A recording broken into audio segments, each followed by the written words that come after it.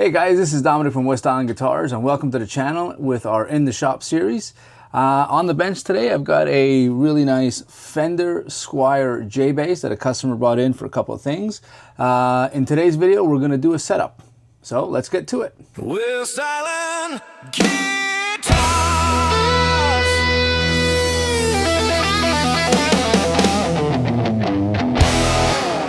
Alright, so we're going to get started on this, but just to tell you a little bit about the guitar. So this is a Fender Squier J bass. From the serial number, this is a 2019 model, which was likely made at the Court factory. It's in pretty good shape. It's got, you know, some light wear on it. Clear finish. Yeah, body's made of poplar, neck is maple. It's got a slim C-shaped neck. Fingerboard is also maple. The nut width is about 1.5 inches. And we've got 20 medium jumbo frets. Electronics is pretty basic for a J bass. Single coil on the neck pickup, single coil on the bridge pickup, and you've got a separate volume for each. So when both volumes are up, you've got a humbucker on both. And this is your tone knob, which controls both of them. Yeah, it's got vintage style tuners and 4 standard vintage saddles, so nothing out of the ordinary, but overall got a nice weight to it. Nice finish. Not crazy about the, you know, gloss finish on the neck, but yeah, it works. So let's get to it. So we'll take the strings off first.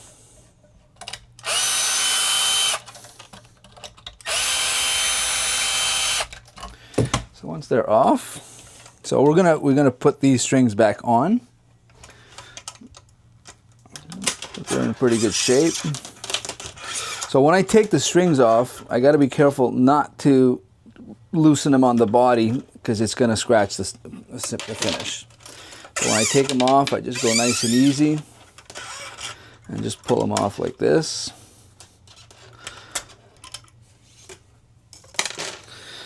So what I'll do first is we're going to cover the body here so we don't get everything dirty, because we're going to polish the frets a little bit. All right, I'm going to cover that back here also, like this. So what I like to use is, here's my fret guides, but it's basically a, you know, 400 grit fret eraser. I have an 800 here, but I'm not crazy about the 800. So we just kind of put this like this, okay? And all we do is from the bottom, just give it a little rub. Yeah, so we just want to get all the oxidation off.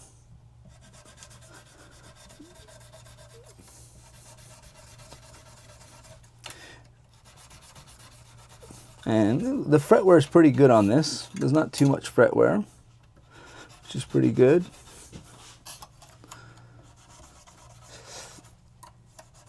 And the fret wear is basically the strings over time have kind of eaten away at the fret and made divots.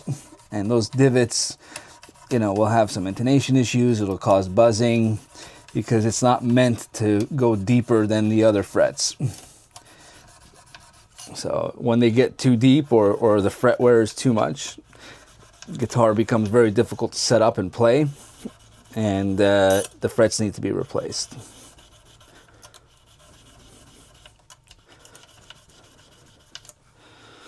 All right, so we can take a look here. Looks pretty good. Okay, so we're going to go ahead and clean that up a little bit. So what I like to use is it's basically a Murphy's oil, just you know, wood spray. Does a really nice job of cleaning, and at the same time doesn't do anything damaging to the wood, and it gets a nice, you know, shine back to the wood. And this is a polished fretboard, so it stays clean easier, but it's got its drawbacks because it's, you know, it's shiny and it's prone to, you know, grease that builds up. But there's, you know, we'll have another video where we talk about fretboards and polished versus not. So I'm just using a very light, mild cleaner that just doesn't damage any of the finish or the paint. Just get everything cleaned up because it's much easier to clean everything once the strings are off. When you put the strings back on, everything in these crevices become very difficult to clean. Just a little bit more. So around all the electronics here, kind of get that all nice and cleaned up. So same here, when the strings are on, it just becomes really difficult to clean these areas. And you know, you leave your guitar out, you leave it on a stand, you leave it on the rack, on the wall, and it just gets prone to dust and, you know, dirt and build up. So a nice cleaning when everything is off makes a huge difference. Okay, so the saddles, there's lots of gunk in there, right? So what I normally do is with a Q-tip, just spray a little bit of spray on the Q-tip, and I'm going to go into these hard to reach areas and just try to get that grime off. Just kind of like this. I don't know if you can see that. Okay, so look, it's really dirty in there. Okay, and then I've got a trick here. We just kind of spray a little bit in there. Okay, and then with this guy, we're going to seat this in there. Underneath the saddles, I'm going to go all the way underneath. And just flip them over so the screws are on the back. And now you can kind of really polish in there, because now we've taken most of the gunk out. And now that gets nice and polished in there. We do the tops. And now she's all nice and clean. Just make sure you put these back the way they're supposed to go. Okay. And now we're looking really good. So if this was a rosewood fingerboard, I would use some lemon oil or conditioner, but doing that on a polished fretboard, it's just going to leave it all greasy and it's just really not good. So we're going to just leave it as is, and I have already cleaned it. So now putting the strings back. Now on a bass, it's pretty easy to tell which strings, we got the E, the A, the D, and the G. It's just thicker to thinner. So it's fairly simple. We're going to put this in like this. Okay, so same thing. As when we put them in, same way, we got to be careful not to scratch the wood here.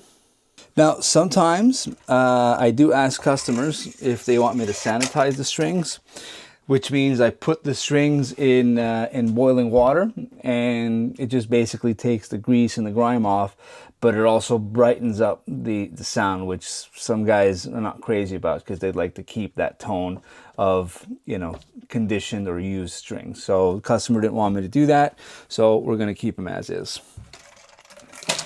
So first thing we're going to do is just see what we've got here on the truss rod.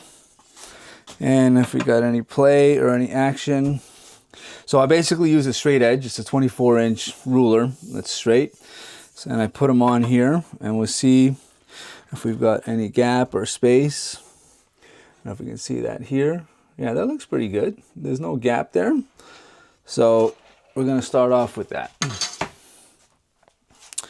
So we start with our E. Now these are strings that have already been there, so they've already got the shape we need. So nothing terrible we can do here. So I'll do these by hand. I can also do them with my Milwaukee or my Ernie Ball string winder, but we're gonna do these by hand. It should be fine. Okay, this guy here like this.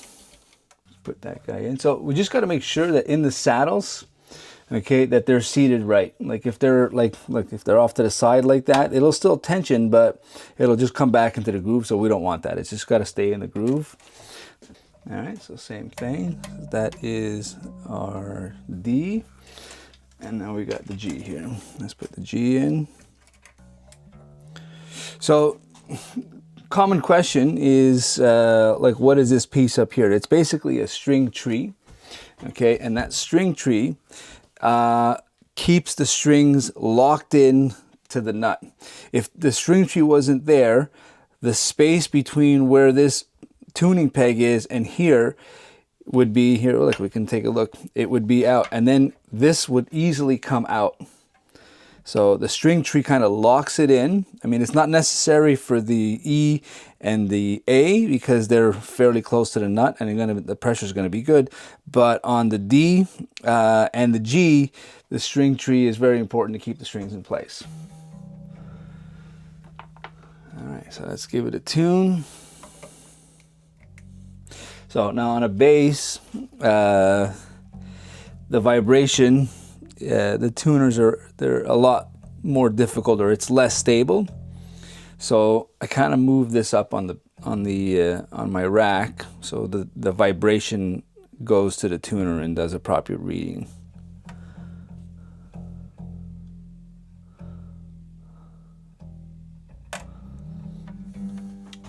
All right, so let's have a play and see what that feels like.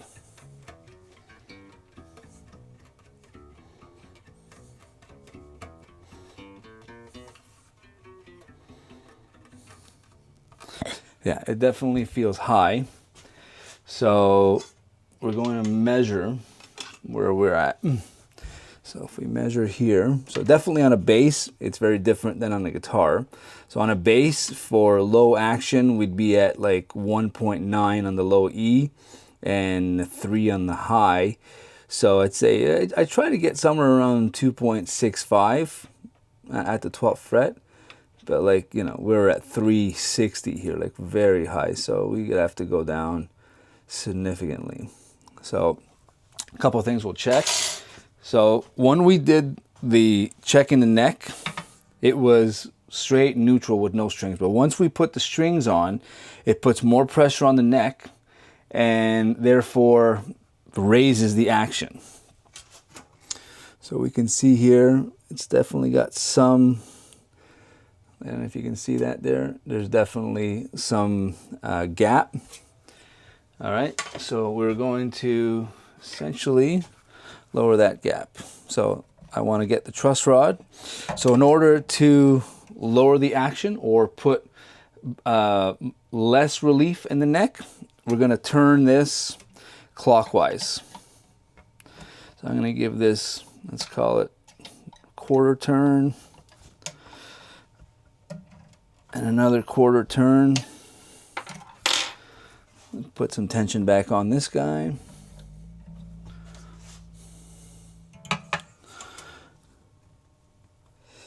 Yeah, that's already looking better. I'd say another quarter turn or two. And that's going to help.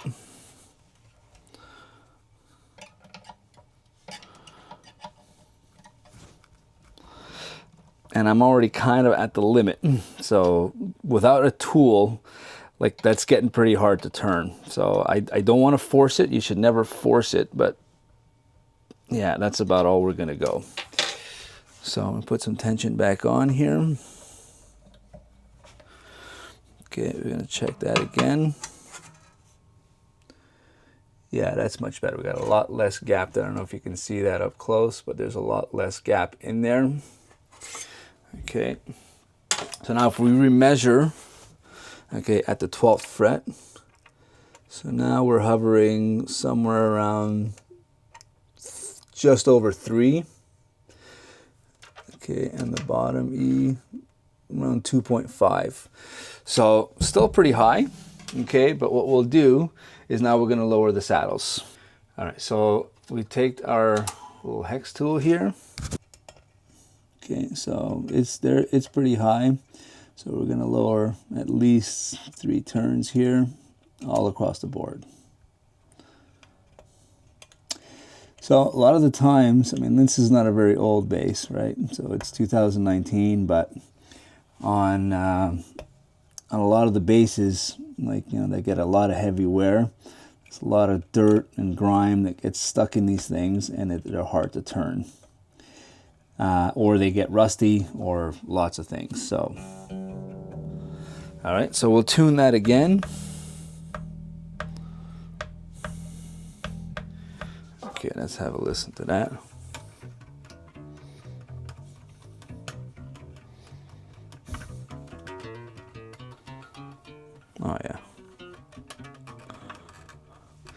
Okay, so she feels good. So let's just measure where we're at.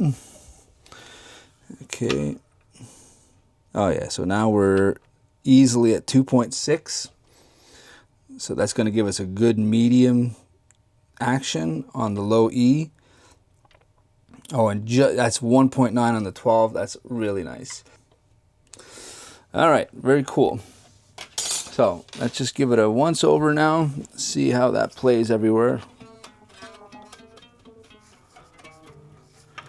So basically, we want to check every fret.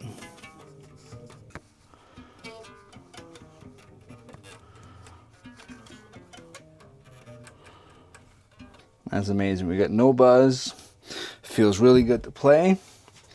Okay, what I don't like is the action, sorry, not the action, but the height of this pickup here. It's very high. In comparison to this pickup, I don't know if we can see that. Yeah, right there. So there's a significant difference in height between one and the other one. It's pretty simple. We just kind of screw that in. Well, that's pretty tough. So we're going to use my drill. Just a bit.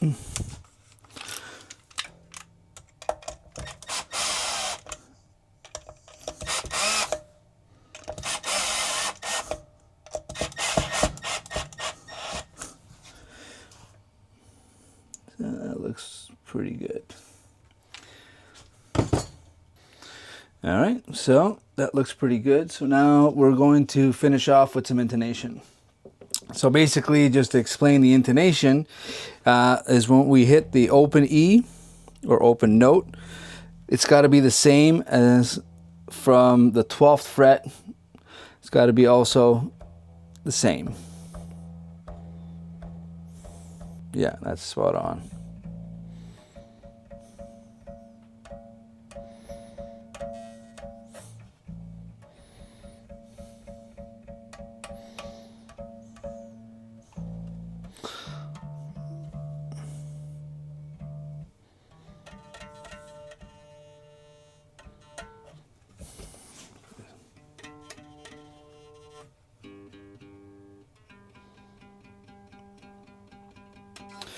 So the G needs to come down a little bit. So we're going to just loosen that just a hair and push it in.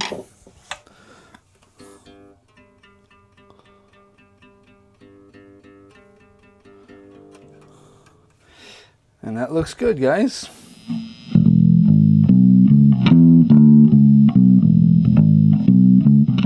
All right, guys, that's it for today's video on our In the Shop series with setting up the Squier J-Bass.